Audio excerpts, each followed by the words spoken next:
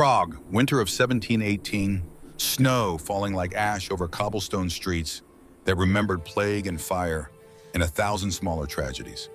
Captain Damien Ashford, 33 years old, British Army officer on leave, walked through the old quarter with his sister's last letter folded against his chest. The paper had gone soft from being touched too many times, the ink blurring where his thumbs had traced her words. Brother, I fear him. If something happens to me, know that I loved you, that I tried. Catherine. The house stood narrow and dark windows shuttered against the cold. No smoke from the chimney. Wrong. Even in poverty, even in fear, a woman kept her hearth burning.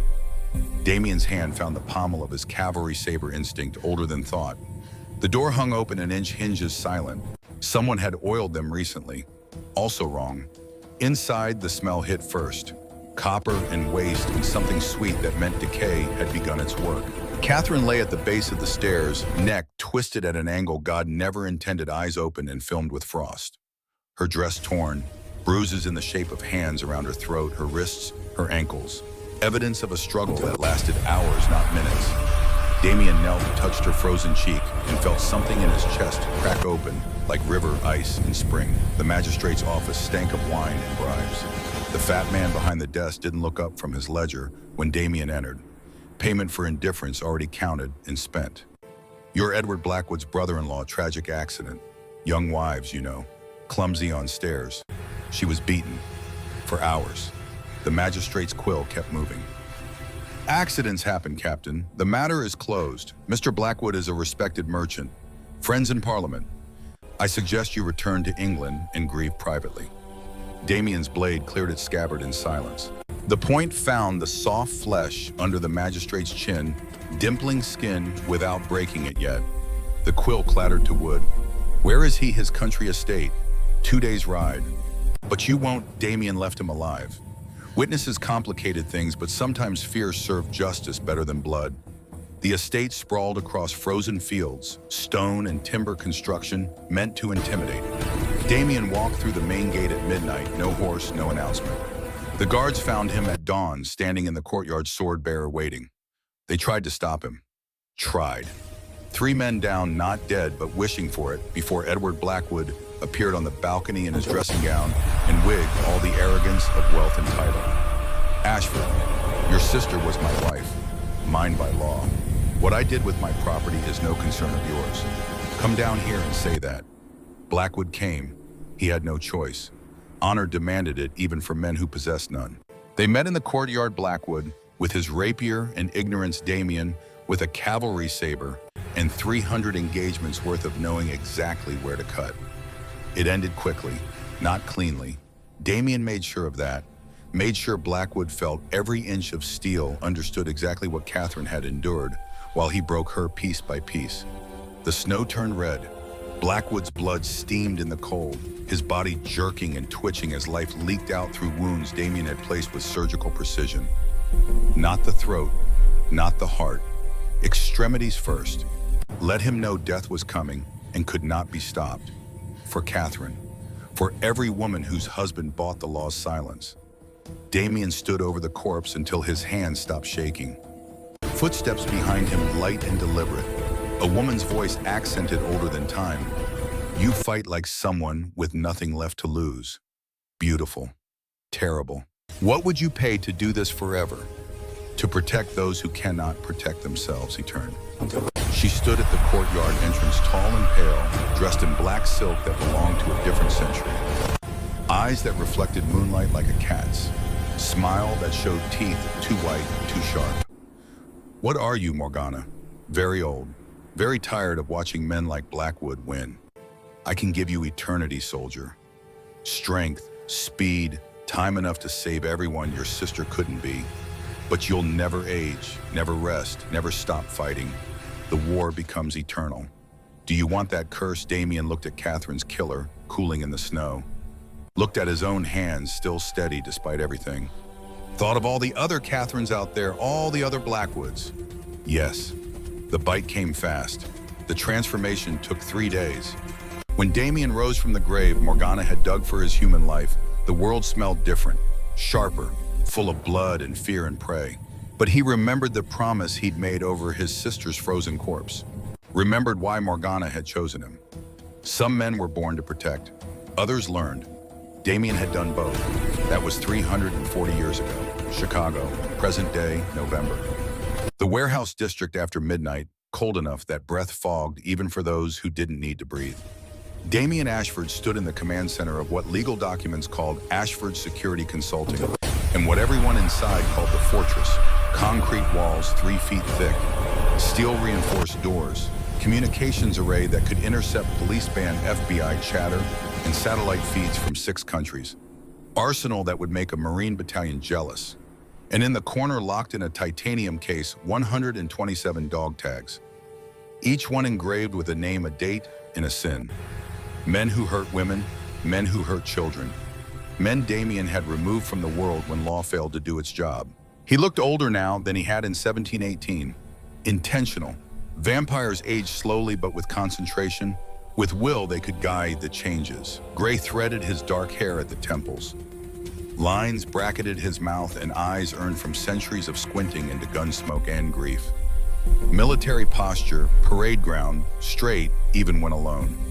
Scars visible on his forearms, his neck, his knuckles. Silver burns that never quite healed, right? UV damage from missions gone wrong, the accumulated evidence of a warrior's life. He wore the same thing he always wore, dark pants, black shirt, boots that made no sound on any surface. Utility, not fashion. A weapon dressed as a man. Major Victor Kane entered without knocking. 73 years in this body, 220 years total. Vietnam had killed him in 1968. Damien had found him dying in a Quang Tre fire base, bleeding out from shrapnel, and offered the same choice Morgana had offered 3 centuries before. Victor's salt and pepper hair was military short. His face was weathered in the way that came from too many nights sleeping in mud and rain. He carried himself like a boxer weight, forward hands loose ready.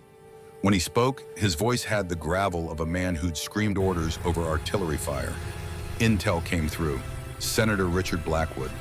Tech billionaire defense contractor, connections. Senate Armed Services Committee. Wife's name is Sarah Mitchell. 28. Married 3 years. Chicago PD has 6 domestic disturbance calls to their penthouse, all withdrawn before officers arrived. Money talks. We've got hospital records, though. 3 ER visits in 2 years. Bruising, contusions, 1 fractured rib. Excuses each time. Fell downstairs, walked into a door. Classic pattern. Damien studied the file Victor placed on the table. Photographs of Sarah Mitchell at public events, always beside her husband, always smiling the smile that didn't reach her eyes. High-resolution images caught the makeup that didn't quite hide the discoloration on her jaw, her wrist, her collarbone. He'd seen that look before. Catherine had worn it. Too high profile. Senator means federal attention if we move. Council won't approve. Since when do you ask permission? Since Constantine's been pushing for a vote. 6 weeks until the council convenes. He's got 2 votes already. Needs 3 to overthrow me. If I'm seen violating the non-interference doctrine now he wins, then it's his rules. And his rules mean we stop protecting humans and start ruling them. Victor crossed his arms. So we let this one go. Let Sarah Mitchell die, because politics. Damien closed the file, but his hand remained on it, fingers spread across Sarah's photograph. He could hear Catherine's voice from across 3 centuries, that last letter, that last plea. If something happens to me, know that I loved you, that I tried. No, we take it. Quiet, clean. Extract the wife, then dismantle Blackwood. Carefully. And if Constantine finds out, then he finds out. But at least 1 more woman goes home alive. Victor's nod carried approval and resignation in equal measure. He'd fought beside Damien long enough to know when an order was really a suicide pact dressed in tactics. I'll get the team moving. Surveillance first. Learn his patterns. One more thing. Background check on Blackwood. Full spectrum. Political connections, business dealings, personal history. Something doesn't feel right. Man that connected that careful about his public image usually hides worse than domestic violence. You think he's ordered Damien met Victor's eyes. The order. Ancient society born during the Crusades evolved through centuries of vampire hunts and witch trials. Modern iteration claimed to protect humanity from supernatural threats, but the truth was uglier. Control and weaponization. Vampires in laboratories. experiments in immortality, a secret war that most humans would never believe existed. I think we find out. 2 weeks of surveillance painted a picture Damien recognized from 1,000 other cases. Senator Richard Blackwood, 55, moved through the world with the confidence of a man who'd never heard the word no. Tech empire built on defense contracts and strategic Senate committee positions. Lobbying, money flowing both directions. Public persona, champion of military modernization, tough on crime. Family values, conservative. Private reality. Sarah Mitchell was a prisoner in Italian leather and silk. Security detail followed her everywhere. Credit cards monitored. Phone tapped. The penthouse had cameras in every room except the bathroom, and Damien suspected those were coming. She tried to run twice before per Victor's intel. Once got as far as Union Station before Blackwood's people dragged her back.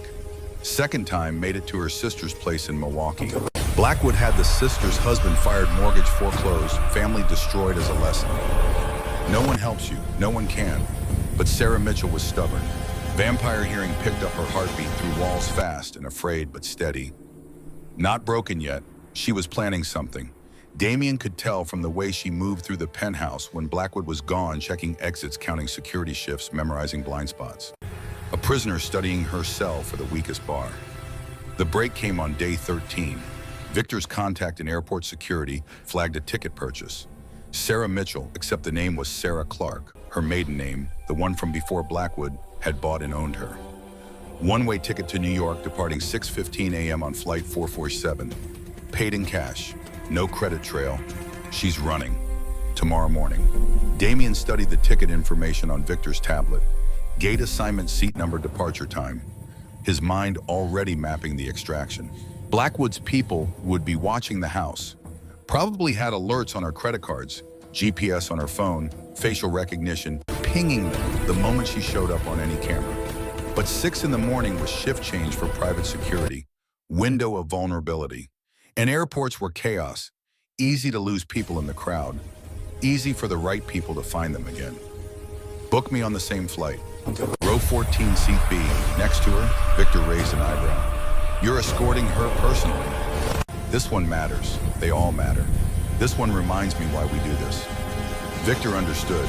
He'd been there in 1968 when Damien had saved him, when Damien had explained about Catherine and the promise and the 300 years of keeping it. Every mission was personal. Some were just more personal than others. I'll have Marcus and Elena positioned at JFK. Extraction team ready if Blackwood's people show up. They'll show up. He's had 3 years to train her to be afraid. He'll expect her to fail. That's his weakness. What's yours? Damien thought about Catherine's frozen eyes, the way her hand had felt in his, already stiff with death. He thought about 127 dog tags in a locked case and how the number never felt like enough. I keep thinking I can save them all. The plane was a tomb that flew. Recycled air, muted conversations, the particular loneliness that came from being pressed against strangers at 38,000 feet. Damien settled into seat 14B, aisle side, and waited. He'd been on thousands of flights. Bombers during the World Wars, helicopters in Vietnam, modern jets with their sterile efficiency. They all felt the same. Contained violence. Pressure waiting to rupture. Sarah Mitchell arrived 17 minutes before boarding. Damien watched her through the terminal windows, tracking her movement through the crowd. Baseball cap pulled low, oversized jacket rolling. Suitcase that held maybe 3 days of clothes and a lifetime of desperate hope. She walked like someone expecting a hand to close around her arm at any moment. Shoulders hunched, head down, but moving. Still moving. Security checkpoint. She put her bag on the conveyor, walked through the scanner, and for 5 seconds her eyes closed and her lips moved. Prayer or promise, or both. The TSA agent waved her through. She collected her bag with hands that shook, kept walking, didn't look back. Gate B14. She found a seat against the wall. Back protected, eyes on the concourse. Watching for hunters. Damien gave her credit. Most civilians in her position would panic, would telegraph their fear to everyone watching. Sarah Mitchell was frightened, but she was functional. Scared wasn't the same as useless. Boarding call came too fast for her and not fast enough for him. She was one of the first in line, ticket clutched in a white-knuckle grip, boarding pass trembling like a leaf. Scanner beeped green. She disappeared down the jet bridge. Damien waited, let the crowd thin, then followed. Row 14, seat C, window. He took seat B without announcement, settled his weight, and let the predator stillness settle over him. Most people couldn't sit next to him for long. Something in their hindbrain recognized what he was triggered, flight responses they couldn't explain. Sarah Mitchell didn't look at him. Good, easier that way. The plane pushed back, taxied. Sarah's breathing accelerated shallow and fast, panic starting to crest. Damien could hear her heartbeat, rabbit-quick prey animal terror. Her hands gripped the armrest, knuckles bloodless. The engine spooled up. The runway stretched ahead, and for a moment that lasted forever, the aircraft balanced between earth and sky, gravity and escape. They lifted. The wheels left pavement. Shockhong fell away below them, grid of lights and shadows in the Lake Michigan darkness beyond. Sarah's breath caught, held then released in something that might have been a swoop or a laugh or both. Free. For now, for this moment. Free. Turbulence hit an hour into the flight. November weather over the Midwest cold fronts, colliding air pockets that dropped the aircraft 50 feet in seconds. Sarah flinched hard, shoulder slamming into the bulkhead, and the oversized jacket she wore slipped. Just for a second. Just long enough. Bruises, constellation of them across her collarbone and shoulder yellow-green, fading to brown, the color map of violence aging. Handprints on her upper arm. Burn mark near her clavicle, circular, deliberate, cigarette. Damien had seen enough of them to know. His jaw tightened, muscle jumping under scarred skin. Catherine's neck had looked like that purple-black where her husband's hands had squeezed and squeezed until something vital gave way. 340 years, 127 kills, and still not enough. Still more Catherines, still more Blackwoods. His voice came out low, controlled, decades of command discipline, keeping the rage leashed. Ma'am, are you in danger? Sarah's eyes snapped to him, wide and green and full of calculations. Lie or truth, trust or run. Her mouth opened, closed, opened again. The practiced answer worn smooth from repetition. I'm fine, thank you. Damien held her gaze. Let her see his eyes, let her see that he knew. That fine was the word prisoners use when guards ask questions. I don't believe you, and I'm someone who can help. But we don't have much time. She stared. Passengers around them were occupied with phones, books, sleep. No one paying attention to row 14. Who are you? Someone who makes dangerous men disappear. He pulled out his phone, pulled up the file Victor had sent. Photograph of Richard Blackwood shaking hands with the president. Another of him at a Senate hearing.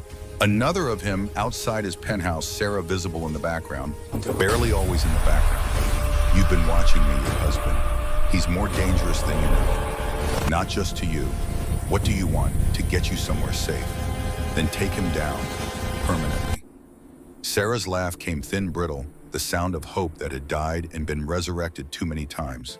He has connections everywhere. Police, judges, military. You can't, I have better connections. Trust me or don't. But when we land, his people will be waiting. I can get you past them. Last chance. Why would you help me? Because 340 years ago, I couldn't save my sister from a man like your husband. And I've spent every day since trying to make up for it. One life at a time. The truth hung between them, raw and old and absolutely sincere. Sarah searched his face, looking for the lie, the trap, the angle. Found none. Damien waited. He'd learned patience in ways most people couldn't imagine. Centuries taught you to let prey come to you, okay? Okay, what do I do when we land? Stay close, walk like you belong with me. Don't run, don't panic, follow my lead. Sarah nodded once, sharp, decisive. The kind of nod that meant she'd already been over this moment in her head 1,000 times, rehearsing, preparing. Smart. Survivors usually were. The descent began, Chicago to New York. 2.5 hours that had passed in heartbeats and eternities simultaneously. The seatbelt sign chimed. The flight attendant's voice droned instructions no one listened to. Sarah's pulse kicked up again, hammering against her ribs hard enough Damien could hear it 3 feet away. Wheels kissed tarmac. The aircraft shuddered, braked, taxied to the gate. Damien stood, retrieved his carry-on from the overhead bin, then lifted Sarah's as well. Casual, normal, just 2 passengers among hundreds. He moved into the aisle, positioned himself between her and the rest of the plane, And when they walked up the jet bridge, his body language said one thing to anyone watching mine. Under my protection. Challenge me and find out what happens. The terminal opened up ahead. JFK at 7:30 a.m. Crowds thick as smoke, everyone moving with the particular urgency of people who believed their destination mattered. Damien's senses stretched out vampire perception, cataloging threats, 8 men in suits near baggage claim, 2 alert, 2 coordinated. Private security, Blackwood's men, 2 more at the exit, another 4 in the parking garage per Marcus's text update. Math wasn't good. Stay close. Don't run. Walk like you own the ground under your feet. They moved through the terminal in lockstep. Damien's hand hovered near the small of Sarah's back, not touching, but guiding the way a shepherd guides sheep through wolves. The security team clocked him immediately. Alpha male, ex-military bearing protective position. They'd been told to watch for a woman traveling alone. Hadn't been told about someone like Damien. The lead security operative stepped into their path. 30-something buzz-cut, earpiece visible jacket tailored to hide a shoulder holster, but not quite succeeding. Ex-Delta, probably. The good kind of dangerous. His eyes flicked from Sarah to Damien and back. Mrs. Blackwood, Senator's been worried. You need to come with us. Sarah's breath hitched. Damien's hand found her elbow steadying. His voice stayed level conversational, carrying the weight of command earned in more firefights than this kid had lived through. The lady's with me, and we're leaving. Step aside. Sir, I don't think you understand. I understand you've got 8 men positioned for an extraction. 2 more at each exit, 4 in the garage. Bad tactics. You committed to the first plan. No contingency if someone like me shows up. The operative's hand drifted toward his jacket. Damien smiled, not the friendly kind. The kind that showed teeth and promised exactly how fast things could go bad. You really want to draw a weapon in an airport TSA's already watching. 3 agents at 10 o'clock. FBI field office response time is 6 minutes. You won't make the parking lot. Who the hell are you? Someone Senator Blackwood should have worried about before he started hitting his wife. The operative's jaw tightened. Earpiece crackled. Subvocal conversation. Decision tree escalate and risk federal charges, or let one woman go and explain to the boss later. Math was easy, but then the math changed. Across the terminal, near the rental car kiosks, Richard Blackwood himself stepped from a black Suburban. 55, silver-haired, expensive suit that cost more than most people's cars. Flanked by his own security detail, 6 deep, better dressed than airport pickups. Blackwood's eyes swept the crowd with the confidence of a man who'd bought enough judges to believe he owned the concept of justice itself. His gaze found Sarah, found Damien. Locked. The world compressed to 3 points. Predator, prey, protector. Blackwood's face went through surprise to rage in the space of a heartbeat. His mouth moved, barking orders. The security teams converged. Damien's phone buzzed. Victor Exfil, route Alpha compromised. Fall back to Bravo. Transport in garage level 3, Bay 47. Go now. To Sarah, voice dropping to command register. Run. Fast as you can. Follow signs to garage level 3. Black Escalade Bay 47. Victor's at the wheel. Don't stop. Don't look back. Go. What about you? I'll slow them down. Go. Now, Sarah ran. Good girl. Damien stepped into the space she'd vacated, positioning himself between her retreating back and Blackwood's advancing storm. The senator's lead security reached him, first hands up, placating, trying to de-escalate. Sir, we don't want trouble. Just let us pass. No, Sir Damien moved. Not vampire fast. Didn't need to be. 3 centuries of close quarters combat against humans who didn't know what they were fighting. The lead went down with a dislocated shoulder and a shattered kneecap. Screaming. Good. Screaming made people hesitate. The next 2 came together, trying to overwhelm with numbers. Damien took one's momentum and redirected it into the other skull meeting, skull with a wet crack. Both down, still breathing but not fighting. Airport security converged. Travelers scattering. Screams, chaos. Damien used it, disappearing into the crowd even as Blackwood's remaining men tried to box him in. He was smoke. He was shadow. 340 years of not being caught when he didn't want to be. Garage level 3, Bay 47. Victor had the engine running, passenger door open. Sarah in the back seat, eyes wide, breath coming in gasps. Damien slid in as Victor gunned the accelerator. Tires squealed. The Escalade launched out of the parking structure like something pursued by demons. Because it was. Blackwood's Suburban appeared in the rear view, flanked by two Yukon Denali's. Professional chase. Coordinated. Victor cursed, knuckles white on the wheel. He's got a full detail. This is more than domestic security. Damien's phone rang. Unknown number. He answered. Senator Blackwood's voice came through smooth and cultured and absolutely furious. Colonel Ashford, yes, I know who you are, what you are. You just made a grave mistake. You made the mistake when you put your hands on her. Sarah is my wife, my property, protected by law. You're kidnapping a senator's wife. I own judges. I own police. I own FBI agents. You can't win. Damien watched the SUVs closing in, Victor swerving through traffic, civilians honking and swerving, and having no idea how close they were to violence that would make the evening news. I've toppled King's senator. You're just another bully who thought power made him untouchable. It doesn't. Not from me. Then welcome to war, vampire. The Order has been hunting your kind for 800 years. We'll dissect you in a laboratory. The Order. There it was. Confirmation. Blackwood wasn't just an abuser. He was connected to the oldest, most dangerous vampire hunting organization in human history.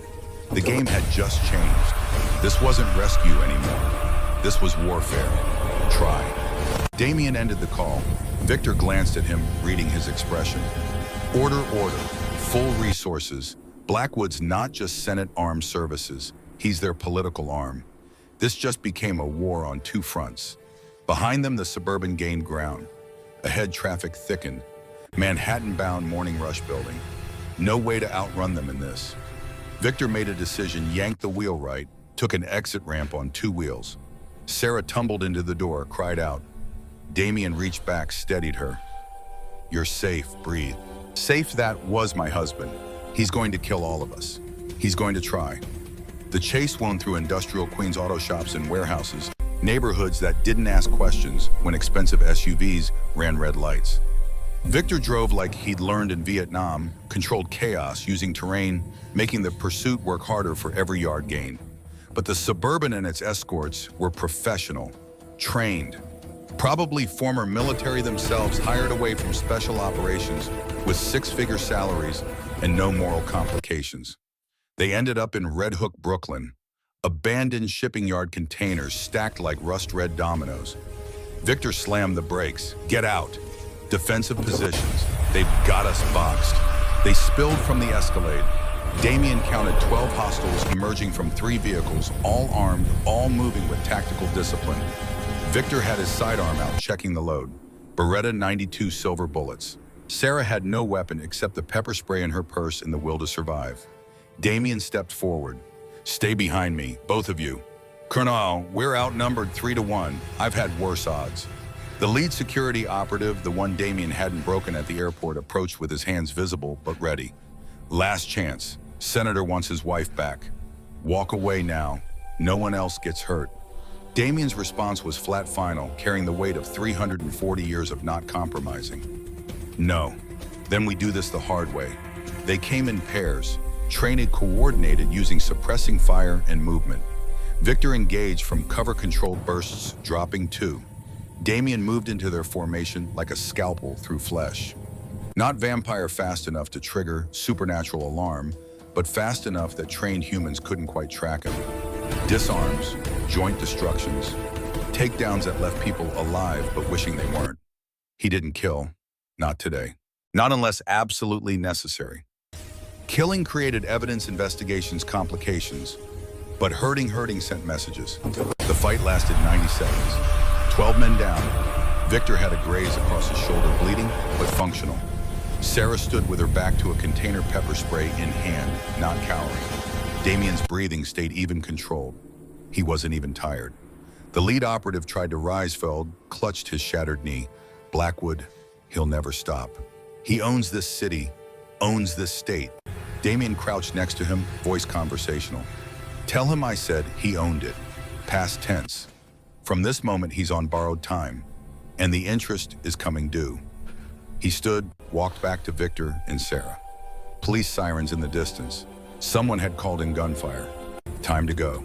Victor's backup vehicle, a nondescript Honda, waited 3 blocks away. They moved through the shipping yard like ghosts, leaving 12 broken men and 3 expensive SUVs, in the certain knowledge that Richard Blackwood had made a powerful enemy.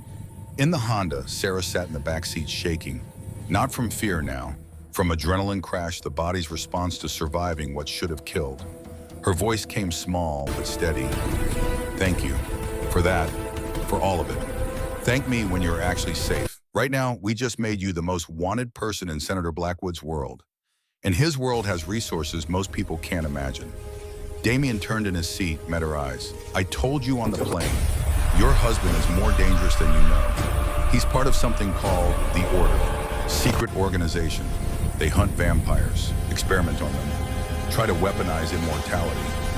Sarah blinked. Vampires, you're serious. I'm serious, and I'm one of them. He let his eyes shift, irises flaring red for just a moment, pupils contracting to slits.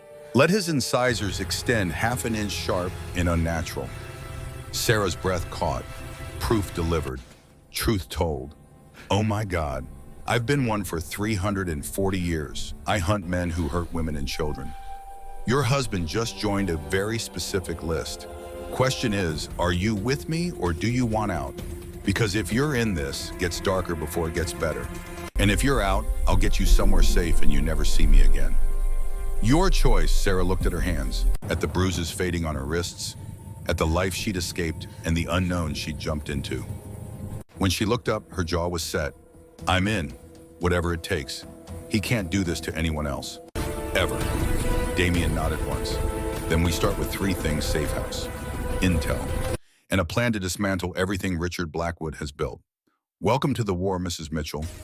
Victor drove them north, out of the city into upstate New York, where forests grew thick and towns asked no questions about the people who bought land and built walls. The safe house was a Cold War relic, bunker-style construction hidden under 60 feet of granite. Damien's forward operating base for missions that needed to be forgotten. Sarah stood in the main room, taking in the armory, the communication suite, the Spartan efficiency of soldiers' quarters. This is where you live. This is where I work. I have other places, homes, but work requires different aesthetics. It looks like a military base. I've been a soldier since 1702. Hard habit to break. Victor appeared from the command center, tablet in hand, ran the background check on Blackwood. It's worse than we thought. He's not just order connected, he's inner circle, direct line to their council. And there's more. File from 2017, previous wife Amanda Chen died in a fall down the stairs of their vacation home, ruled accidental. Before her, a girlfriend, Jessica Torres, disappeared, never found. Blackwood's had this pattern for a decade and no one stopped him because the order protects him. Damien felt the old familiar rage settle into his bones, cold and patient, and absolutely certain. Not grief anymore, not after 3 centuries, just purpose. Show me everything. The files spread across the command center screens. Amanda Chen, brilliant research scientist, worked for a defense contractor Blackwood had financial ties to. Dead at 34.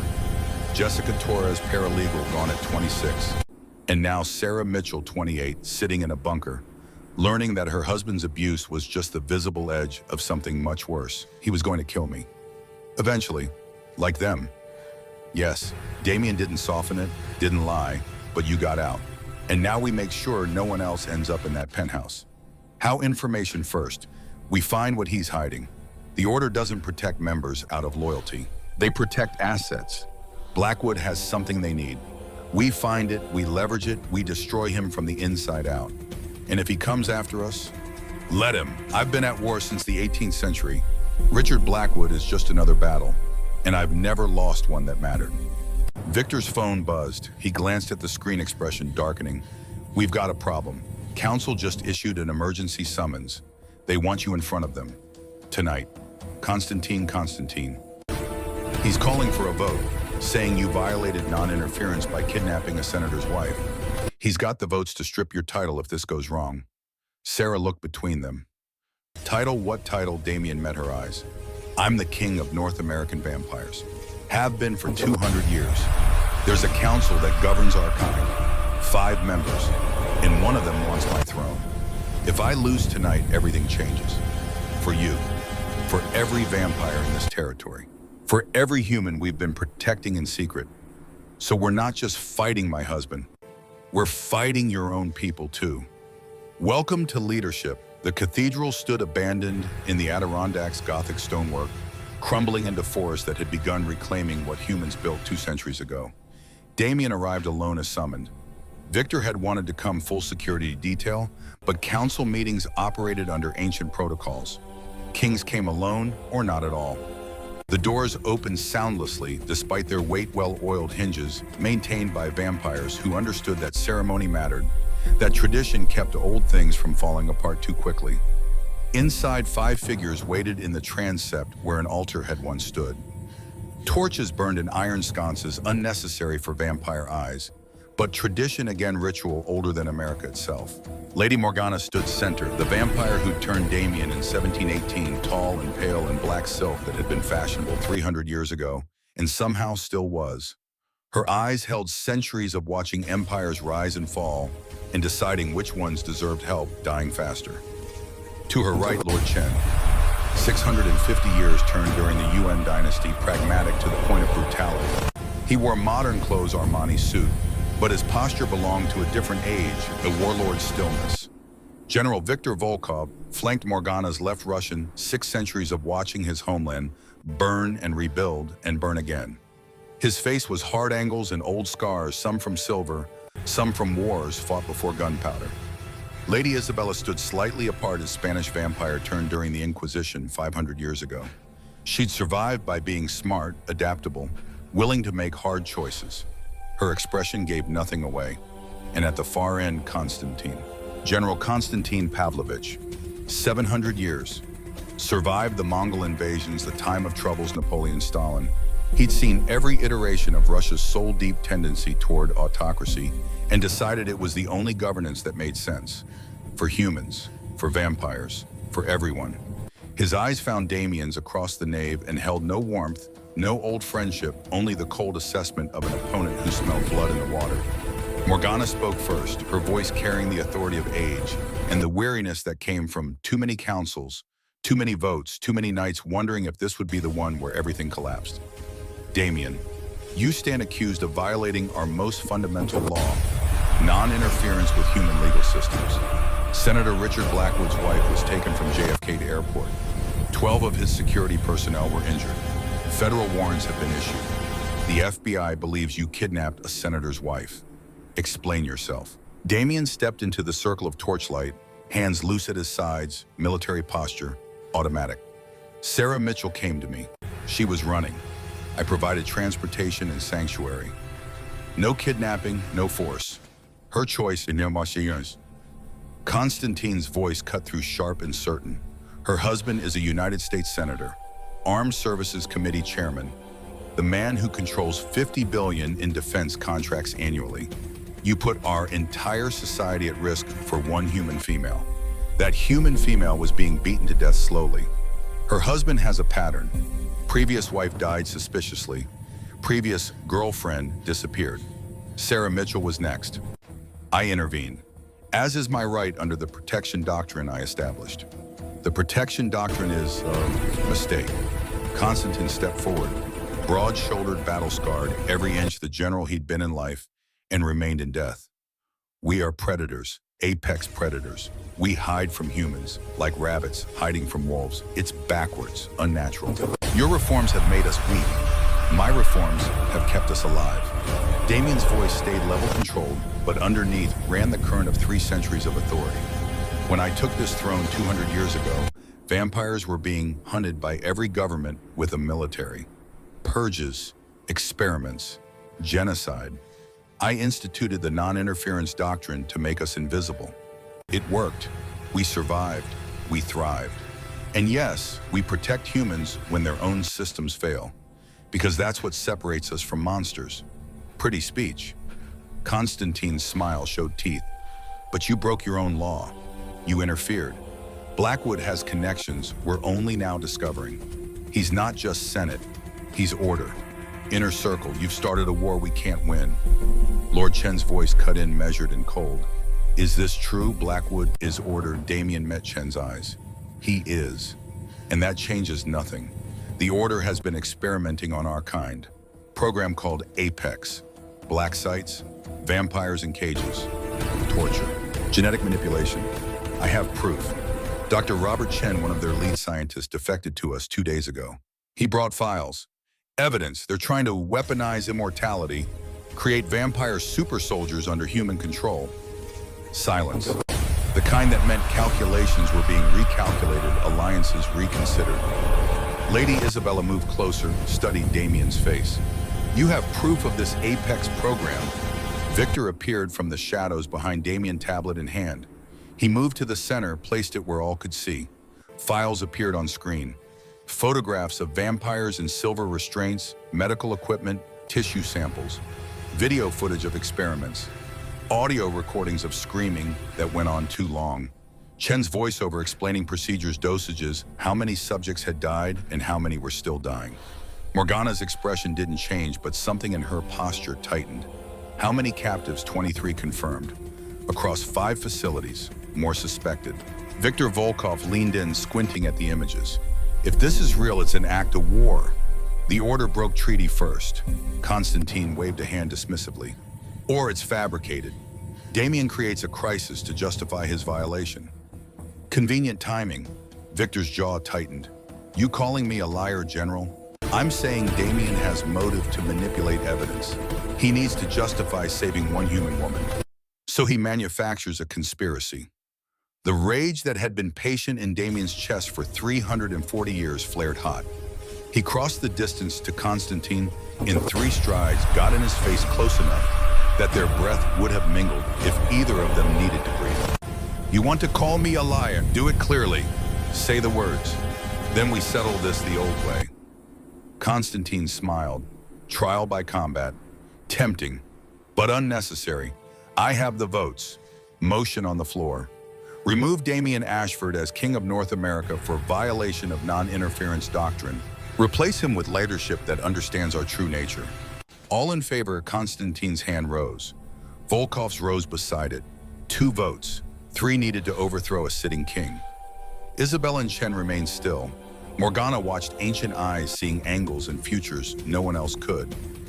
Lady Isabella Chen said quietly, "You're the deciding vote." Isabella looked at Damien, then at the tablet still displaying horrors.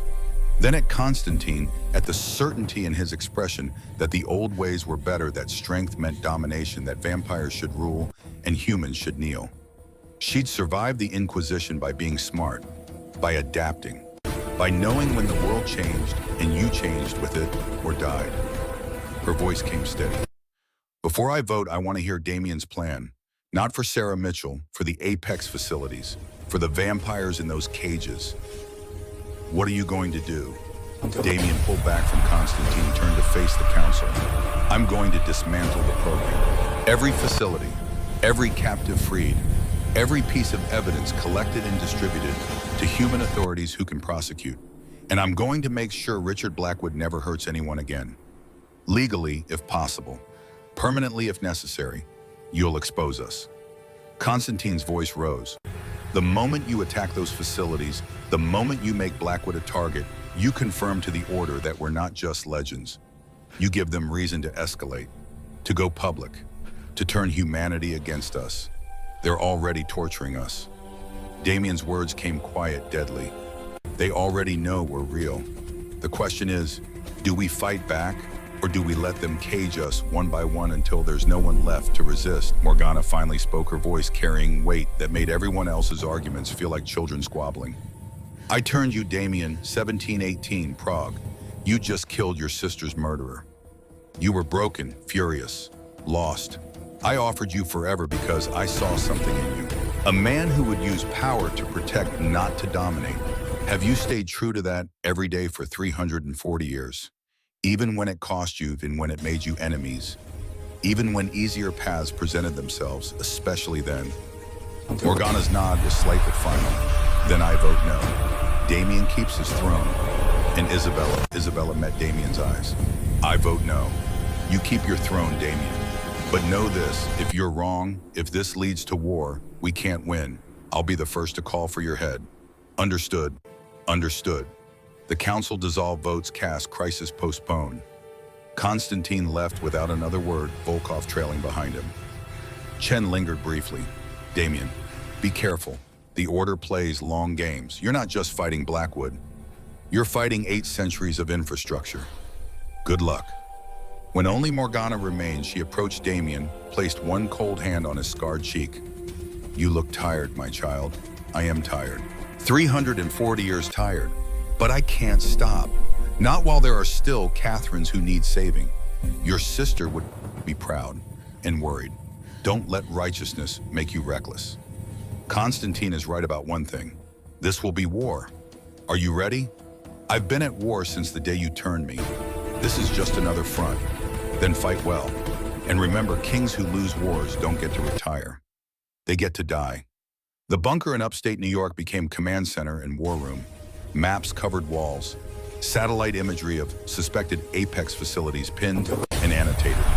Victor coordinated with his network vampires across North America, who'd served under Damien, who believed in the protection doctrine, who were willing to fight. Marcus Cole arrived first, ex-Navy SEAL turned vampire in 2003 during the Iraq invasion. Elena Russo followed former CIA operations officer turned in 1987 Cold War casualty, who'd decided immortality beat retirement. James Washington call-signed preacher Vietnam-era Marine Force recon turned in 1968 during Tet.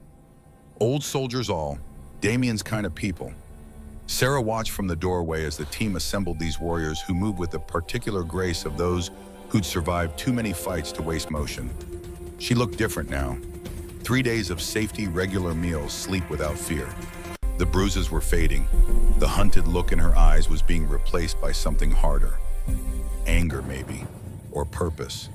Damien found her later in the small room that served as her quarters. She sat on the edge of the cot, sketch pad in her lap drawing.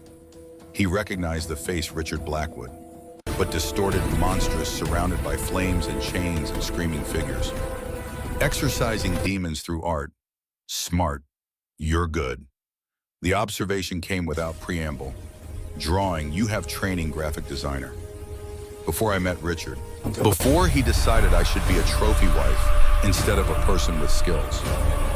What changed? Why did he go from charming to abusive control? Once the ring was on, once the papers were signed, I became property. Things escalated, slowly at first, then faster. Then I was trapped. And now you're not. What do you want to do with that freedom? Sarah set down the sketch pad, met his eyes directly. I want to help. Whatever you're planning for those facilities for Richard, I want in. You are not trained, not a soldier. This gets ugly. I killed someone 3 days ago. That hunter at the shipping yard, I hit him with pepper spray and he fell and cracked his skull and I watched him die. So don't tell me I can't handle ugly. I've been living ugly for 3 years. Self-defense isn't the same as combat. No, it's harder because combat has rules, orders, structure. Self-defense is pure survival. And I survived, so teach me the rest. Damien studied her. Saw Catherine in her face that same stubborn courage. Saw the steel that abuse had tried to break and failed. Victor was right. She had spine. Why? Because Richard said I was nothing without him. That I'd die if I ran. That I was weak. And I want to prove him wrong. I want to stand in front of him and show him exactly what he created when he tried to break me. A survivor. A fighter. Someone who will make damn sure he never touches another woman. The kind of motivation that built warriors or burned them out. Damien had seen both, but he'd also learned over 3 centuries that the best soldiers were the ones who had something to fight for beyond orders and paychecks. Victor, get Sarah set up with basic self-defense, situational awareness, weapons familiarization. She's going to be part of this. Victor appeared from the hallway, having obviously been listening. You sure about this, Colonel? She survived an abusive marriage, escaped killed in self-defense, and is asking for more. I'm sure. Besides, we need someone who can identify Blackwood's personal security. Someone who knows the patterns. That's her. Sarah stood. When do we start now? Follow me, Ms. Mitchell. Training montage compressed into 72 hours. Victor taught her how to fall without breaking bones, how to strike vital points with palm and elbow and knee, how to use an attacker's momentum against them. Marcus showed her firearms, Glock 19 Sig Sauer, how to clear malfunctions and acquire targets, and breathe through recoil. Elena covered escape and evasion, how to blend into crowds, how to recognize surveillance, how to disappear when necessary. Preacher gave her the warrior's mindset. Fear is information, not paralysis. Pain is temporary. Death is permanent. Survive first. Win second. Look good ever. Damien watched from the observation room, saw her absorb it all, with the desperate intensity of someone making up for lost time. She'd never be elite, never be special operations caliber, but she'd be functional, competent, dangerous enough to matter. That was enough. The break in the case came from Dr. Robert Chen. Victor's team extracted him from his suburban Virginia home at 0300, no shots fired, no alarms tripped. Chen sat in the bunker's interrogation room, shaking coffee, cooling in his hands. 58-years-old physicist, by training, conscience, by recent acquisition. Damien entered, took the seat across from him. No restraints, no threats, just two men talking. You worked on Apex, tell me about it. Chen's voice came hollow. Started 8 years ago. The order approached me, said they were researching longevity disease prevention. Military applications. The money was incredible. I thought I was helping. Then I saw what we were really doing. We weren't studying vampires, we were torturing them. Vivisection, blood extraction, genetic mapping, behavior modification through pain and starvation. I tried to quit. They said my family would disappear. So I stayed. And I helped them destroy people who'd done nothing wrong except be different. How many facilities? 5 confirmed. West Virginia, Montana, New Mexico, Alaska, Virginia. The Virginia site is primary. That's where Blackwood keeps the high-value subjects, the ones they're trying to turn into weapons. Weapons how? Control mechanisms. Implanted devices that deliver silver nitrate directly into the bloodstream if the subject disobeys. Conditioning protocols. Pain compliance. They want vampire soldiers who follow human orders without question. Immortal. Unstoppable. Loyal. Damien felt the rage settle deeper, colder. How many captives at each site? West Virginia has 6, Montana 4, New Mexico 3, Alaska 5, Virginia has 12. High security, Blackwood oversees that one personally. Can you get us in? I can give you layouts, security protocols, guard rotations. But if I help you, they'll kill my family, wife, 2 kids. The order doesn't forgive betrayal. We'll protect them. Victor, coordinate extraction for Dr. Chen's family. Full security detail.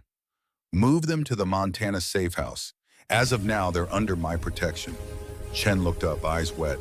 Why are you doing this? You don't know me. Don't owe me anything. Because 8 years ago, you made a mistake. Today, you're trying to fix it. That counts. And because 23 vampires are in cages, because people like you and me made choices we regret. Time to make better ones. The first strike came 4 nights later. Apex Facility Alpha, abandoned coal mine in West Virginia, 200 feet underground. Damien's team, 5 vampires plus Sarah on communications, staying topside in the van. Intel from Dr. Chen gave them everything: ventilation shafts, security checkpoints, guard rotations, captive locations. The mission was surgical. Get in, free the captives, collect evidence, get out. No unnecessary casualties. Document everything. They breached at 0300, darkest part of night, vampire advantage. Victor took Overwatch, suppressed rifle with silver rounds covering approaches. Damien led entry team, Marcus Elena Preacher, shaped charges on the main access door. Flashbangs. Overwhelming speed and violence at the point of contact. Inside the facility was exactly as Chen described. Sterile corridors are lit by fluorescent lights that buzz like dying insects. The smell hit first: disinfectant and blood and fear. Damien's senses stretched out, cataloging threats. 12 security personnel per Chen's count. 6 on duty, 6 sleeping. Armed with conventional weapons and silver-loaded sidearms. Ex-military contractors, dangerous but not superhuman. First contact came at Checkpoint Alpha. 2 guards, mid-40s, fit alert. They saw Damien and reached for weapons. Marcus moved SEAL training, double tap to center mass with suppressed SIG. Both down, not dead. Tranquilizer rounds, Victor's innovation. Vampires didn't need to kill humans to win, just needed them unconscious. Checkpoint Bravo, 4 guards playing cards. Elena entered through ventilation, dropped gas grenades. Knockout gas, fast-acting. They were unconscious before their chairs hit concrete. Checkpoint Charlie sleeping quarters. Preacher cleared it room by room. 6 hostiles subdued without a shot fired. 12 guards neutralized. Objective 1 complete. The captive cells were in sub-level 3 behind reinforced doors marked with biohazard symbols and warnings about infectious materials. Lies. Just men and women in cages, silver bars, UV lights burning their skin. IV drips keeping them sedated. Damien's chest tightened, old rage finding new fuel. 6 vampires, ages ranging from 50 to 300 years. Emaciated, scarred, broken. 1 captive. Thomas Bright, Korean War veteran, turned in the 50s, looked up with eyes that held more death than life. Ashford, Colonel Damien Ashford. We thought you abandoned us. Thought the king didn't care. Damien broke the silver lock with vampire strength. Pure rage channeled into purpose. I didn't know, but I know now, and you're coming home. All of you. They moved the captives out on stretchers, too weak to walk. Dr. Chen had come along, medical kit ready, starting IVs with vampire blood. Damien's blood accelerating healing. Marcus carried one. Elena carried another. Preacher and Victor hauled the rest. Damien provided security covering their withdrawal. The facility's computer system yielded everything Dr. Chen promised: research data, experiment logs, video evidence, financial records linking back to shell corporations owned by Richard Blackwood, funding trails, order communications, proof of conspiracy that couldn't be denied. Victor downloaded it all onto encrypted drives, insurance for later. They were halfway to extraction when the alarm sounded. Motion sensors they'd missed. Backup protocols, red lights flashing, klaxons screaming. Above ground, Sarah's voice crackled through comms. Contact. Helicopter inbound. 30 personnel. You've got company. Damien keyed his radio. Victor, get the captives to the van. Everyone else defensive perimeter. We hold here until they're clear. The team split. Victor and the others carried captives up the access tunnel towards surface and safety. Damien, Marcus, Elena, Preacher formed a kill box at the tunnel junction using the facility's narrow corridors to negate enemy numbers. Classic infantry tactics. Funnel the enemy into terrain that favored defenders. The order's response team came hard and professional. 30 contractors, heavily armed tactical gear, moving in fire teams with coordinated overlapping fields. But they were human. Limited by sight, by sound, by the need to breathe and think and fear. Vampires had other advantages. Damien held center position, drawing fire, trusting his speed and his team's discipline. Marcus and Elena flanked precise shots, controlled bursts. Preacher had acquired a shotgun from security office, 12 gauge, loaded with buckshot, turned the corridor into a kill zone. The fight lasted 8 minutes. Felt like hours. Smoke and muzzle flash and the wet sounds of bullets finding flesh. The order team took casualties, pulled back, regrouped, tried grenades. Damien caught one, threw it back, explosion taking out 3 more. Tried flashbangs. Vampire eyes adapted faster than human. Tried rushing with superior numbers. That's when people started dying. Damien didn't want to kill. 3 centuries of restraint of only taking lives that absolutely needed taking. But when a contractor raised a flamethrower, when fire gouted down the corridor toward Elena, when the choice became his people or theirs, the decision was easy. He moved vampire speed unleashed, closed the distance before the operator could adjust aim. Broke his neck, clean, fast, merciful as he could make murder. After that, the order team's will broke. 12 dead, 8 wounded, 10 retreated, mission parameters exceeded. Damien regrouped his team, pulled back to extraction. Above ground, Victor had the captives' loaded van running. Helicopters circling but not engaging pilots smart enough to know when the battle was lost.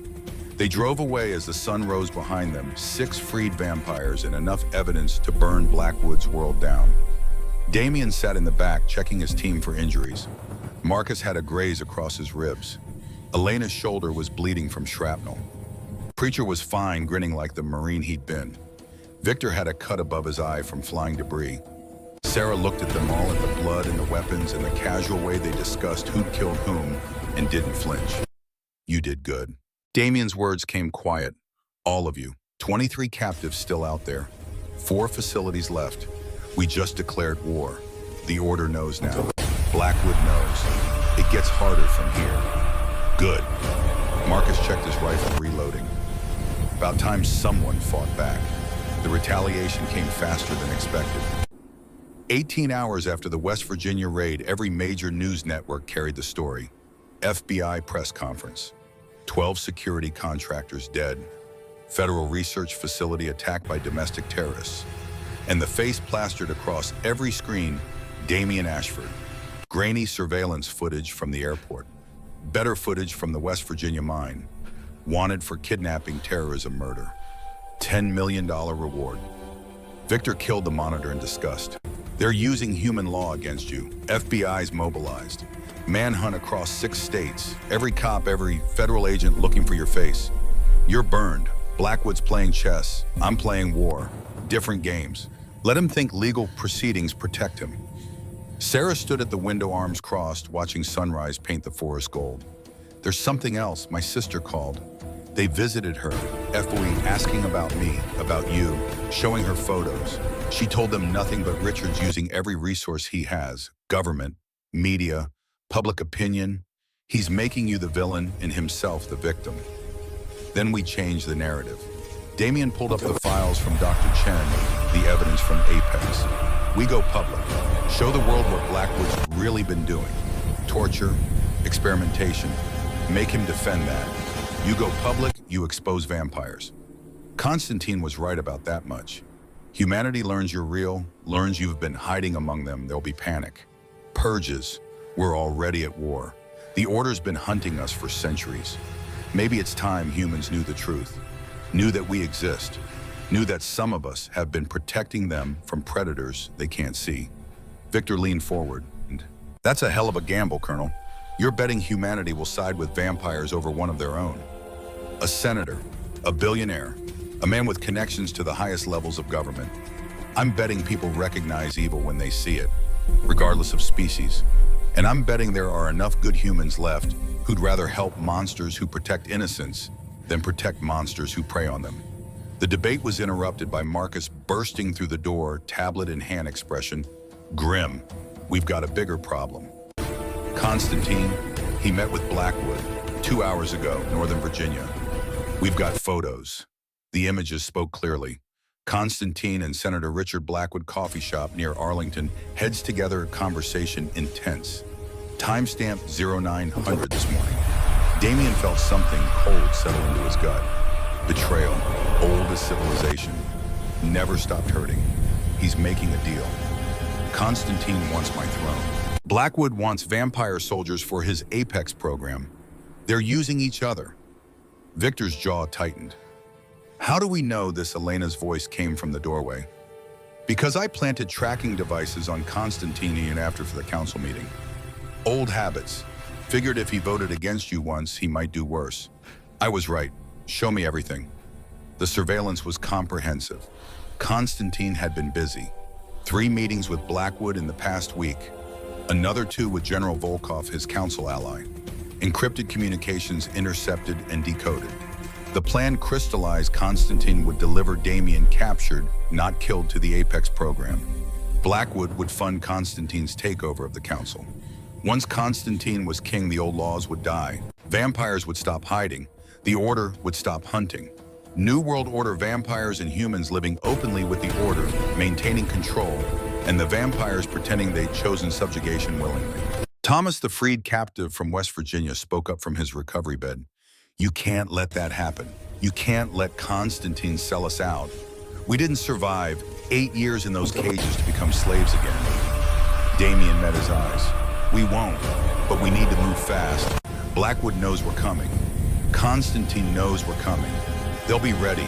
We hit the Virginia facility anyway. Primary Apex site, 12 captives. All the data. Blackwood himself might be there. It's the best target and the most dangerous. Sarah stepped forward. I'm coming. No, you're not trained enough. Not ready. I know that facility. I've been there. Richard took me once years ago, showed me his special project, bragged about it. I know the layout better than Dr. Chen's blueprints. You need me. Damian wanted to refuse, wanted to protect her, but she was right. and she'd earned the right to be there when Blackwood's empire burned. Fine. But you follow orders. Any orders. No hesitation. Understood, understood. The assault was planned for midnight, 3 days out. Time to prepare. Time to gather resources. Time for word to spread, because Damien knew that Constantine had probably planted tracking devices of his own, knew this was likely a trap. But 12 vampires were in cages, and he'd made a promise 340 years ago to never let another Catherine die if he could prevent it. Trap or not, they were going in. The Virginia facility sat beneath Blackwood's private estate, Loudoun County, sprawling compound that officially housed a think tank and actually housed nightmares. Damien's assault team numbered 8 vampires plus Sarah. Victor Marcus, Elena Preacher, 4 others from his network soldiers who'd been waiting for this fight. They hit at midnight, exactly no finesse, overwhelming force at multiple entry points simultaneously. The breach was perfect. The entry was perfect. The descent into the underground laboratories was perfect. Too perfect. Damien knew before the doors sealed behind them, before the UV lights flooded corridors and burned vampire skin, before the vents opened and released aerosolized silver that choked and weakened and hurt. Trap. Constantine had delivered them exactly as promised. Senator Blackwood's voice came through speakers, cultured and satisfied. "Welcome, Colonel Ashford. I've been expecting you. Very predictable, very noble, very stupid. You walked into a facility designed to contain your kind, and now you're mine." The Order's assault team poured in 50 strong, overwhelming numbers, silver weapons, UV grenades. Damien's team fought with everything they had. Marcus put down 8 before taking a silver round to the leg. Elena strangled 3 before UV burns forced her to cover. Preacher held a corridor alone for 2 minutes, shotgun thundering before being dragged down by sheer massive bodies. Victor fought beside Damien until an explosion separated them, blast doors slamming down, dividing the team. Sarah was with Damien when they were cornered. Final corridor, no exits, walls closing in metaphorically and literally. 20 Order soldiers ahead, 20 behind. Blackwood appeared flanked by guards, and his smile was everything evil worn on a handsome face. "Sarah, darling, time to come home. And Colonel Ashford, you'll make a fascinating research subject. Think of the breakthroughs we'll achieve studying the king of vampires himself." Damien's hand found Sarah's squeezed once. "I'm sorry, I promised you'd be safe." "I failed." Sarah's voice came steady, stronger than he'd heard it. "You didn't fail. You gave me 3 weeks of freedom, 3 weeks of knowing I was worth saving. That's more than I had before. Thank you." Blackwood's guards moved in with silver chains with tranquilizer darts loaded with sedatives that worked on vampires with the confidence of men who captured dangerous things before and knew exactly how to make them helpless. Damien fought until the drugs hit his system, until his limbs went heavy, until the world started graying at the edges. His last sight was Sarah being dragged away, screaming his name. His last thought was Catherine's face, her frozen eyes, and the realization that maybe 340 years hadn't been enough. Maybe he'd failed again. Maybe some promises couldn't be kept. Darkness took him, and when he woke, it would be to chains and pain and the certain knowledge that Senator Richard Blackwood now owned the king of vampires, and that ownership would be expensive for everyone Damien had sworn to protect. Consciousness returned in fragments. Pain first silver, burning through restraints into wrists and ankles. UV light next, steady, low-grade radiation that kept vampire healing suppressed.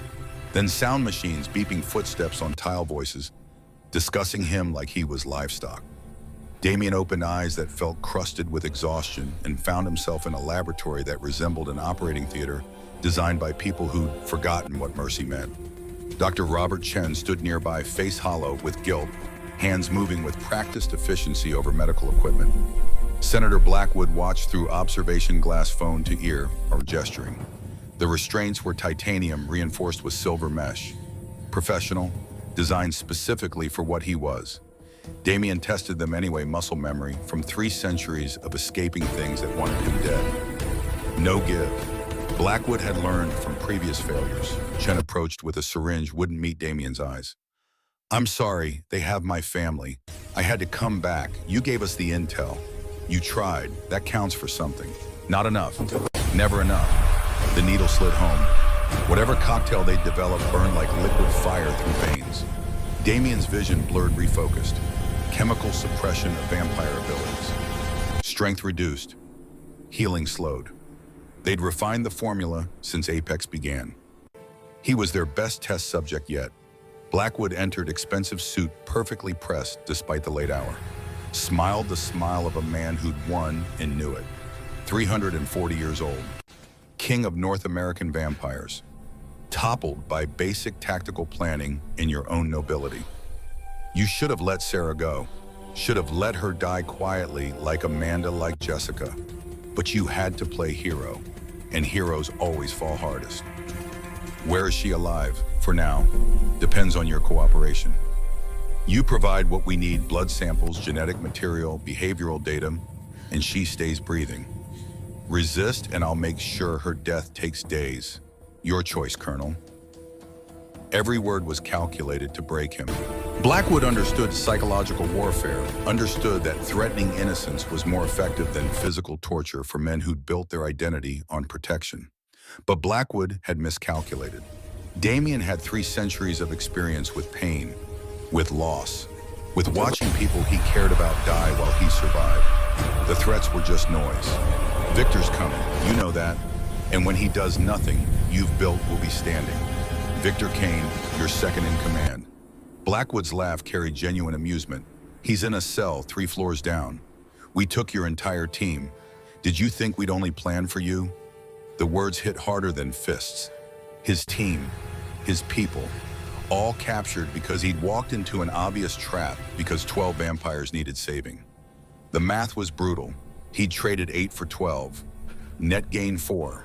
But mathematics didn't capture the weight of responsibility, the knowledge that Marcus and Elena and Preacher and Victor were suffering because their king had made a choice.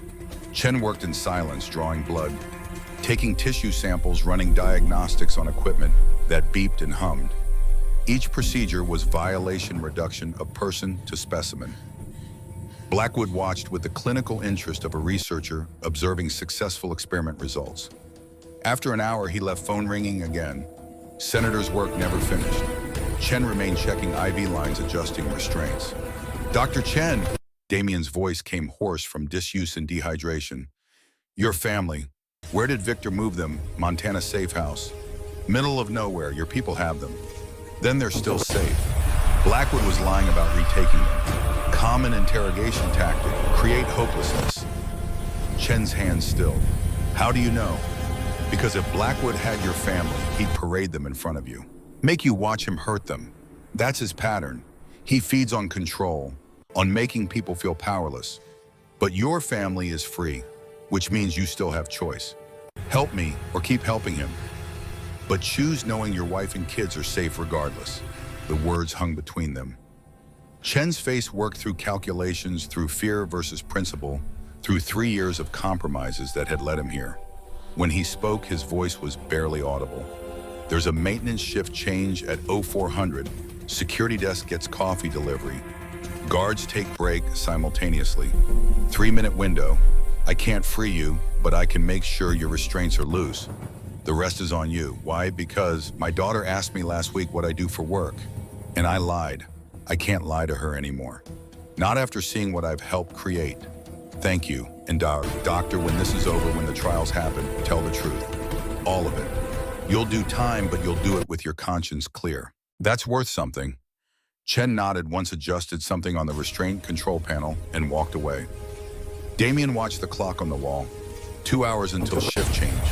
2 hours to plan, to prepare, to remember why he'd survived this long when so many others hadn't. Not because he was stronger, because he was stubborn. And because people like Chen, people who'd made mistakes but chose to correct them, existed. The world wasn't just Blackwoods and Constantins. It was also hesitant heroes who found courage late, but found it nonetheless. 0400 came with mechanical precision, coffee delivery, guards departing, cameras on loop. Chen had done his job. Damien tested the restraints, felt them give fractionally. Not enough for human strength, barely enough for vampire strength, weakened by drugs and UV exposure. He pulled. Titanium groaned. Silver burned deeper. He pulled harder. Something gave, then something else. Then his right hand was free skin, smoking scarred worse than it had been. Left hand followed. ankles after. He was loose. The laboratory was empty except for equipment and sleeping nightmares.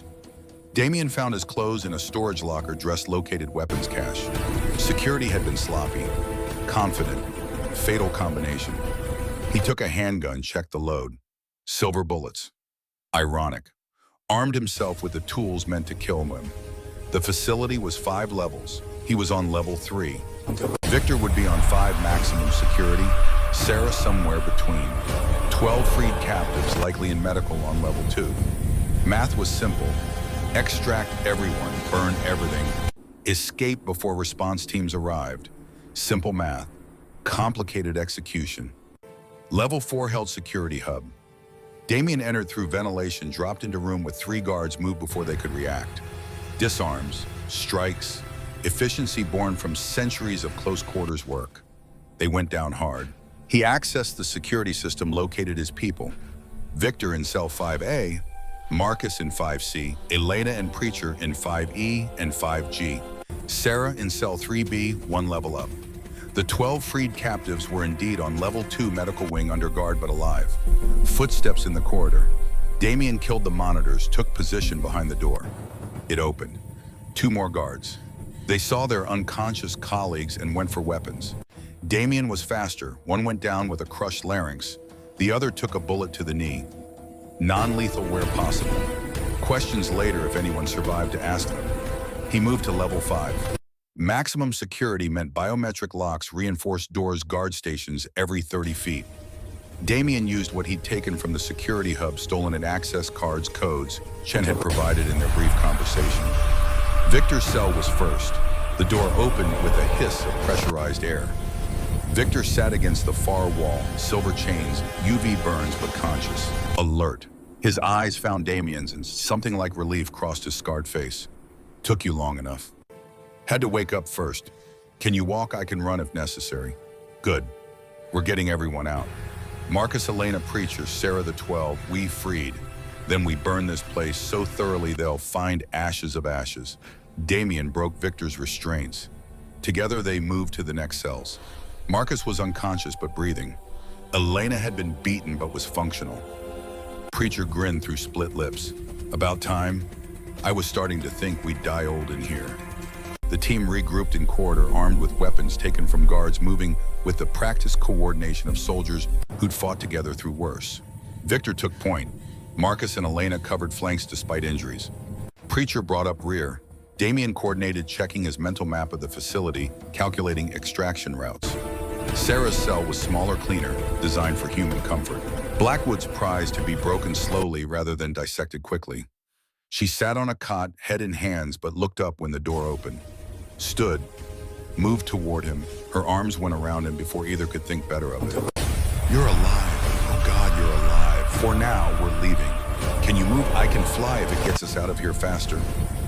The medical wing held the 12 freed captives plus Chen's latest victims, 4 more vampires captured in the days since West Virginia. 16 total. Damien's jaw tightened, seeing their condition. Weeks of torture compressed into days. The order had been escalating, knowing their time was limited. He freed them all, but half couldn't walk. Extraction just became exponentially harder. Victor read his expression. We carry them. No one gets left behind. Teams of 2 per captive. Marcus and Elena took the weakest. Preacher and Victor carried 2 more. Damien covered everyone, Sarah staying close. They moved as a unit, slow and vulnerable, but together. The alarm went off when they reached level 2. Klaxons screaming, lights flashing, lockdown protocols engaging. Constantine's voice came through facility speakers. Russian accent thicker than Damien remembered. Very impressive escape, Damien, but pointless. Facility is surrounded. My people, Blackwood's people. Order reinforcements. You have nowhere to go, then we go through you. They emerged into the main atrium, 5 stories of glass and steel, and the false promise of openness. 30 vampires waited, Constantine's faction blocking exits. Behind them, 50 order soldiers, tactical gear, silver weapons. Behind them, Senator Blackwood, phone away, now full attention on the confrontation. The Russian vampire stepped forward, 7 centuries of survival evident in every calculated movement. Surrender, old friend. I take no pleasure in this, but you've lost. your throne, your freedom, everything. Give up. I'll make sure you're treated well. Better than Blackwood would certainly. You're working with the people who've been torturing our kind, caging us, experimenting on us. How is that better pragmatism? The Order is too powerful to fight, so we join them. Come partners. They stop hunting us, we stop hiding. New World Order Damien, vampires and humans coexisting openly. All I need is your throne, your authority. Then we negotiate from strength. Coexist or submit, because I've read history. Constantine, every time one species has power over another, they call it coexistence, right up until the genocide starts. Dramatic as always. This is survival, adaptation, evolution. This is surrender. And I've never been good at that. The first shot came from Blackwood's forces. Order soldier Jumpy seeing Damien's hand move and interpreting it as threat. The bullet went wide, but it broke the standoff. Constantine's vampires charged. Damien's team met them. Vampire versus vampire, old grudges and new betrayals playing out in violence that shook the atrium. Victor fought Volkov, the Russian general, two old soldiers who'd survived too many wars to be impressed by each other's reputations. Marcus engaged three of Constantine's younger vampires simultaneously, SEAL training versus raw strength. Elena and Preacher protected the freed captives, forming a defensive perimeter. Sarah stayed behind Damien armed with a handgun Chen had pressed into her hands during the escape, not trained but determined. Constantine came for Damien directly. 700 years versus 340. Experience against skill. They met in the center of the atrium. No weapons, just speed and strength and the accumulated violence of nearly 1,000 years of undeath between them. Constantine was faster. Damien was more technical. The Russian landed 3 blows for every one of Damien's, but Damien's hit harder, placed better targeting joints and nerve clusters. You can't win. Constantine's voice came between exchanges. I have the numbers, the resources, the backing. You have betrayal. That's a shaky foundation. Says the king who's about to lose his throne. Crowns are temporary. Principles aren't. They fought through the atrium, destroying furniture, cracking marble, drawing blood that shouldn't exist but did, because violence created its own logic. Damien was losing, he knew it. Constantine was simply too old, too experienced, carrying too many extra centuries of accumulated combat knowledge. A kick caught Damien's ribs, cracked them. A punch split his lip. Another opened a gash above his eye. He was bleeding, healing slowly, losing.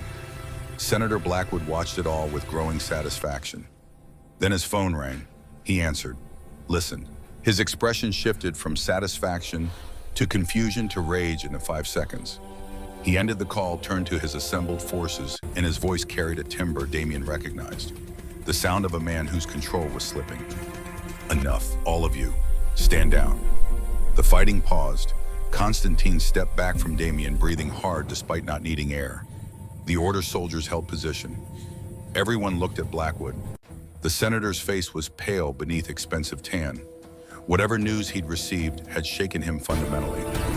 What's wrong? Senator Constantine's tone held wariness. Our agreement stands. You have Ashford. I take his throne. We formalize our alliance. Our agreement is void, because 45 minutes ago, every major news network received an encrypted data dump. Apex files, video evidence, financial records, everything Dr. Chen compiled, plus everything your people found at West Virginia.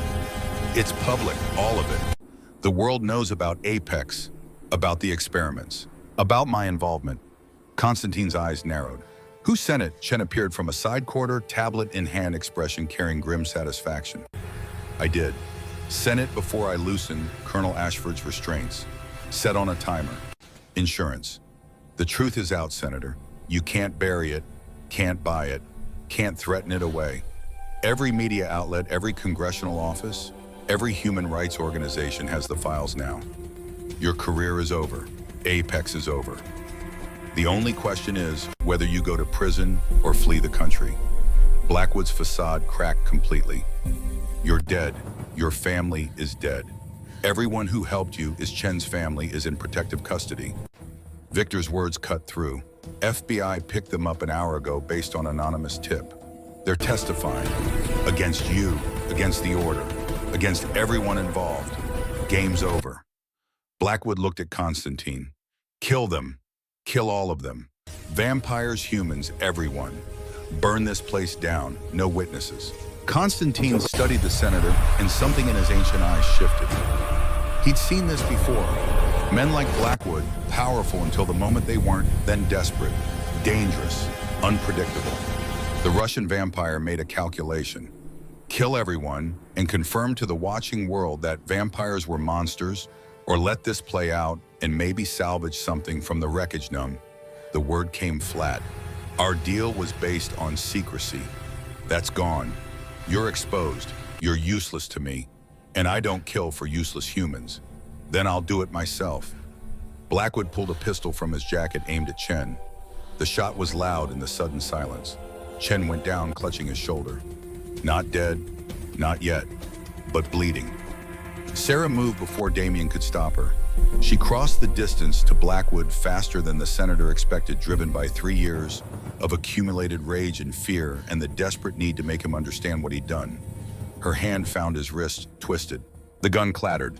He tried to backhand her old habit muscle memory from 3 years of hitting whenever he felt threatened. She blocked. Training from Victor, from Marcus, from 72 hours of compressed learning. Her palm strike caught his nose, broke it. Blood sprayed. Blackwood staggered. His security details surged forward. Damien moved to intercept, but Constantine got there first. The Russian vampire's hand shot out, grabbed the lead security officer by the throat, lifted him off his feet. To the rest, stand down. This is between them now. The Order soldiers held position, uncertain. Chain of command had just fractured. Constantine wasn't following Blackwood's orders. Blackwood was bleeding and broken and losing control. The man who'd terrified Sarah for 3 years looked small suddenly. Pathetic. Just another bully confronted with consequences. Sarah stood over him. For 3 years you told me I was nothing without you.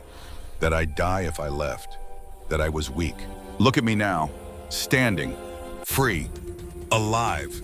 And you're on the ground bleeding, about to lose everything. Who was weak? Blackwood tried to rise. Sarah's foot on his chest kept him down. Not hard, just firm. Establishing dominance that had been stolen and was now reclaimed. Damien approached slowly. Let her have this moment. She'd earned it. What do you want to do with him? The question was genuine. Sarah's choice. Sarah's vengeance or mercy. She looked at Damien, then at the man who'd made her life hell. I want him in prison, where everyone knows what he is. No power, no control, no ability to hurt anyone ever again. Death would be mercy.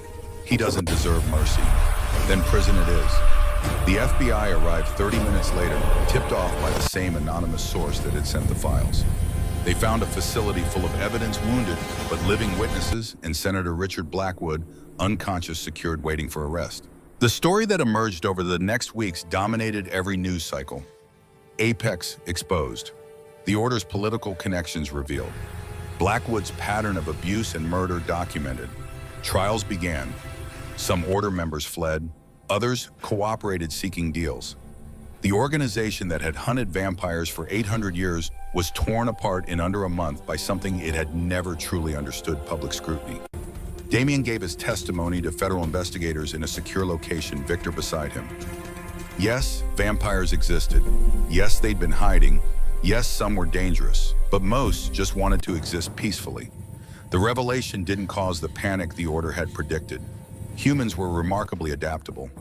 A few hate groups formed. A few pro-vampire advocacy organizations emerged. Mostly the world kept turning, just with slightly different assumptions about what was possible. The Vampire Council convened 4 weeks after Blackwood's arrest. Same abandoned cathedral. Same 5 ancient vampires, different energy. Constantine stood in the center, this time not Damien. The Russian's expression was resigned. He knew how this ended. Morgana's voice carried disappointment that hurt worse than anger. You betrayed your king, conspired with our enemies, nearly sold us all into slavery. Explain. I believed adaptation was survival. I was wrong. The modern world moves too fast, hides too little. I thought making deals was wisdom. It was cowardice. I accept judgment. The vote was unanimous.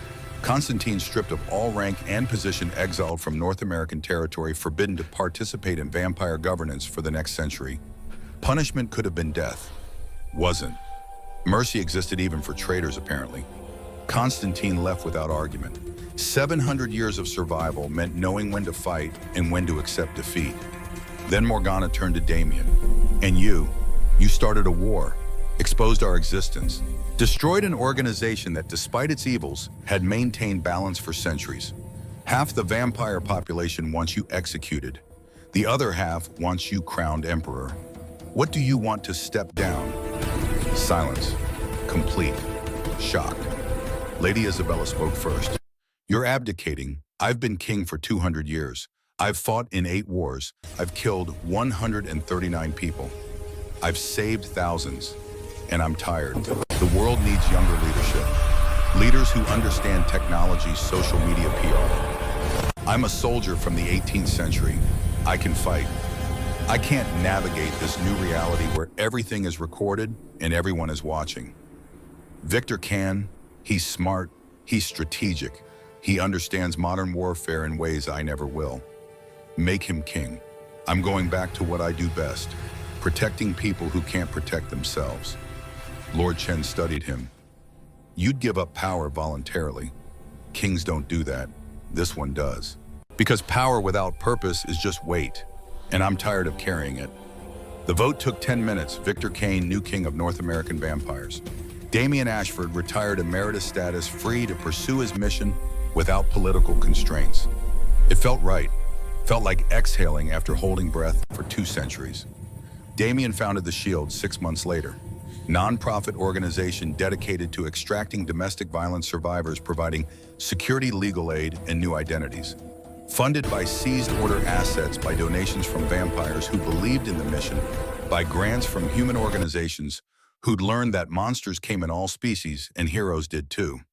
Sarah Mitchell ran it, co-director, human face of operation that saved lives weekly. Dr. Chen served as medical director, earning redemption through service. Marcus, Elena, and Preacher worked as operatives, performing extractions that police couldn't or wouldn't handle. Damien himself stayed in shadows. Not retired, redeployed, 200 women in the first 6 months, then 400, then 800. Each extraction was a promise kept. Each survivor was Catherine's memory honored. The work was endless. The work was necessary. The work was everything. The trial of Senator Richard Blackwood lasted 3 months. Evidence was overwhelming. Testimony damning. He was convicted on 47 counts: murder, conspiracy, torture, kidnapping, treason. Sentenced to life without parole and maximum security. No power, no influence, no ability to harm.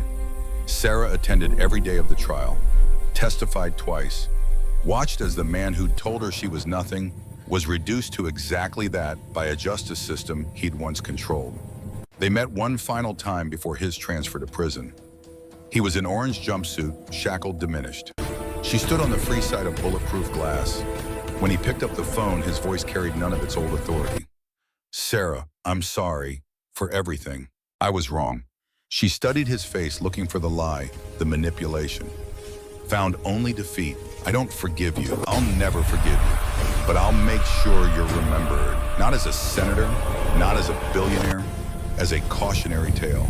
As is proof that power doesn't protect abusers forever. That's your legacy now. She hung up, walked away, never looked back. Year anniversary of the Shield's founding brought interview requests. Sarah agreed to one. Major network primetime reporter who'd covered Blackwood's trial. The question everyone wanted answered came 30 minutes in. Do you regret killing that hunter at the airport, starting this whole chain of events? Sarah looked directly into camera. I regret that it was necessary, but I don't regret surviving. I don't regret finding people who believed I deserved to live free. I don't regret fighting back. What I regret is that we live in a world where organizations like the Shield need to exist, where women have to be taught self-defense against husbands, instead of husbands being taught not to hurt their wives. That's what I regret. Everything else, that was survival, and I'll never apologize for that. The interview went viral, millions of views, thousands of comments, half praised her, half condemned. The Shield's funding doubled, extraction requests quadrupled. Sarah hired more staff. Damien trained more operatives. Victor, in his role as king, provided resources and political cover. The work continued. The work expanded. 2 years after the events at JFK Airport, Damien stood on a rooftop in Seattle. Dawn approaching. Another successful extraction. Another woman safe. Another monster dealt with, this one, a tech executive who'd been raping his assistant for months. Police had declined to prosecute insufficient evidence, he said, she said. The Shield had extracted her anyway, and when the executive tried to retaliate, Damien had paid him a visit. No violence. Just information. The kind that could destroy careers and lives if released publicly. The executive had withdrawn his complaint. The assistant had moved to Portland, new identity, new job, new life. Sarah joined him on the roof, coffee for her, nothing for him. Morning ritual after missions. They watched the sun paint the sky colors that only existed at dawn. You're still doing this. You could train others. Rest. Damien shook his head. Catherine's face still visited his dreams sometimes. Frozen. Dead. Gone because he'd been too weak to save her. 343 years ago and yesterday simultaneously. I promised her, no more Catherines, not while I can prevent it. You've saved thousands. Tens of thousands at this point indirectly. When do you get to rest? When there are no more Blackwoods, no more men who think power means ownership, no more women who have to count coins in secret and run at dawn and hope someone notices they're drowning. That day I'll rest. That day Until then I work. Sarah's hand found his cold skin, no longer startling after 2 years. You know that day might never come. Humans have been hurting each other since the beginning. You can't save everyone. No, but I can save the next one. And the one after that. And the one after that. One life at a time. For as long as forever lasts. The sun crested the horizon. Damien didn't burn, didn't sparkle, didn't do anything except stand and watch and remember. 343 years, 142 kills, thousands saved. One promise kept over and over until it became the only thing that mattered. Catherine had died believing no one would fight for her. He'd spent 3 centuries proving her wrong. Proving that someone somewhere would always fight for the powerless. Would always be the shield when walls closed in. Would always remember that monsters wore human faces sometimes, and heroes wore monster faces sometimes, and the only thing that mattered was the choice you made when someone needed saving. Sarah leaned against him, warmth against cold life, against undeath. You're a good man, Damien Ashford. Catherine would be proud. He didn't answer, just watched the sun climb and thought about the next extraction, the next mission, the next life that needed saving. The work was endless. The work was necessary. The work was everything. And for the first time in 343 years, that was enough. Not happiness, not peace, but purpose. And for a soldier who'd been at war since the 18th century, purpose was the closest thing to rest he'd ever find. Somewhere in a maximum security prison, Richard Blackwood woke to another day of powerlessness. Somewhere in Portland, a woman who'd been broken started rebuilding. Somewhere in Chicago, another woman was counting coins and planning escape. And somewhere between those moments, a vampire who looked 45 but carried 3 centuries walked away from one mission and toward the next. The Shield never slept. The war never ended. And Damien Ashford wouldn't stop fighting until the day someone finally managed to kill him or the world ran out of people who needed saving. He suspected he knew which would come first. The work was eternal. So was he, and that symmetry felt right. Like Catherine had been guiding him all along, from that frozen Prague morning to the Seattle dawn, her dying words becoming his living purpose. Some promises were meant to be kept forever. This was one of them. The sun continued rising, the city woke, and the last king retired but never resting disappeared into crowds and shadow, and the next battle in a war that would never truly end. Because evil was eternal, but so was the willingness to fight it.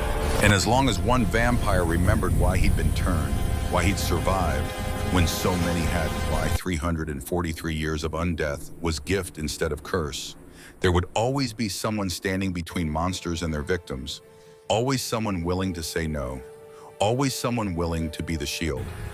That was enough. That would always be enough.